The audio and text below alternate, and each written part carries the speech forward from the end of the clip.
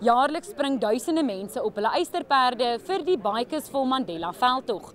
Vanjaar ry hulle vir 'n baie spesiale doel, om sanitêre doekies in te samel vir 3 miljoen meisies wat dit nie kan bekostig nie. Madiba was baie passievol oor onderwys en opleiding, was baie passievol oor jong dogters. So alles het mooi saamgewerk om hierdie projek bymekaar te bring en vir die bikers te vra om sanitêre doekies te skenk. Net R180 kan een dogter van genoeg sanitêre doekies vir 'n jaar voorsien. So dit sal maak dat sy nie skool mis. Die nie-regeringsorganisasie Mimi Women Africa sê baie meisies is te skaam om vir sanitêre produkte te vra, maar die projek sal help om die stigma af te breek. Men had sanitary pads stuck on their bikes. So we're winning as a country.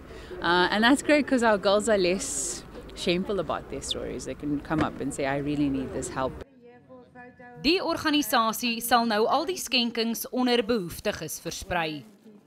Ek het doekies gebring vandag en as 'n pa van 'n dogter, lê dit baie na my hart. Man, dit is om die dogtertjies ook maar dieselfde kans te gee as wat die seuns het. Daar is minderbevoorregtes en as ons kan help, hoekom nie? Staan saam as 'n nasie en help almal uit.